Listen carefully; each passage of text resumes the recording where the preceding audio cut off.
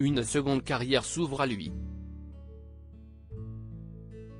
Si la politique ne tente plus François Hollande, celui-ci serait bien inspiré pour une reconversion totale dans le one-man show. Le mari de Julie Gaillet a toujours une plaisanterie en stock quand il s'agit de prendre la parole publiquement, et il semble adorer susciter les rires du public. Libération de ce 1er juin 2023, raconte la dernière de l'ex-président de la République, invité d'une journée de débat organisée par Le Quotidien à la Sorbonne. Cette fois, il s'en est pris à François Ruffin, député insoumis.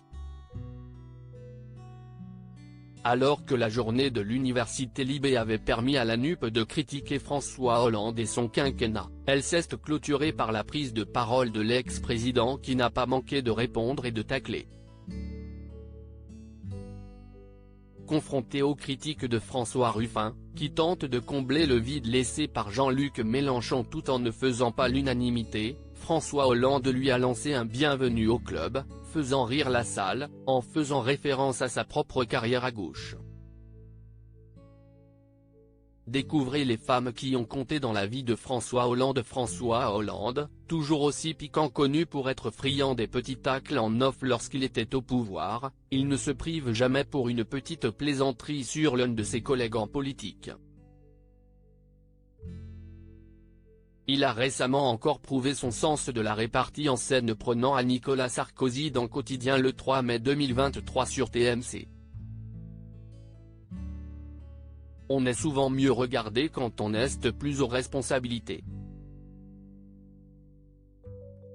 La comparaison est souvent plus favorable avec son prédécesseur comme avec son successeur, a d'abord lancé le mari de Julie Gaillet, Yann Barthès. François Hollande raconte ne pas se fier à la popularité que l'on regagne automatiquement lorsque l'on quitte la fonction de président de la République. Une réflexion à laquelle Yann Barthès a répondu en lui demandant si Nicolas Sarkozy souffrait de la même désillusion: oui, je pense. Si est pour ça qu'il a cru qu'il pouvait revenir, balance, taquin, François Hollande, se référant aux rumeurs de retour à la vie publique du mari de Carla Bruni. Crédit photo, Jean-Marc Lemaire.